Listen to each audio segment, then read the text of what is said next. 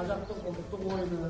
Бұл асықты малдың берсек сүйегінен алынады. Әсіресе қой, ешкі, уақ малдардың сүйегінен алынады. Бұл асық дейтін қазақта асық ойын және қандалапай болып ерекше өрнеді. Асық ойыны көбіне ұл балдар ойнайды. Қазіргі заманда бұл асық ойында қазақтың ұлттық спорт түрінде енгізіліп жатыр. Өре бауырсаған асық ойынын үйретіп жіберейік. Елі қолдан далада самға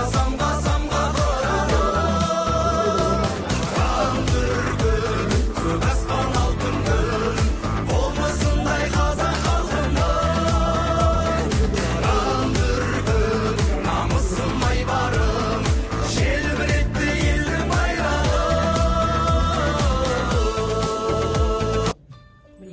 Мынау қазақтың тағы бір ұлттық аспабының бірі.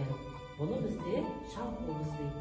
Шал қобызды ауыздарына қойып, осылай дауысын деп тартып, қазақтың ұлттық аспаптарының бірі болған.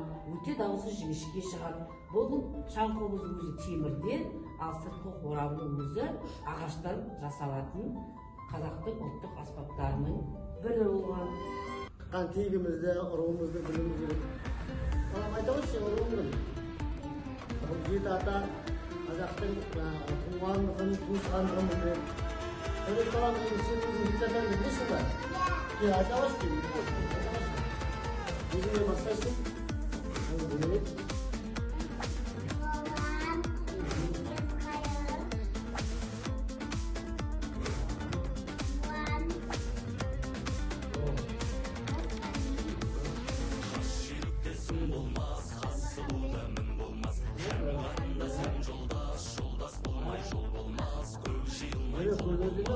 Жеті ата дейсің. Жеті атадан қараған ұрпақтар біріне-бірі туыс туған болып келеді. Бұны қазақтың ұлттық аспабының бірі. Бұны не деп айтамыз балам? Домбыра! Домбыра деп айтамыз. Міне екі шетке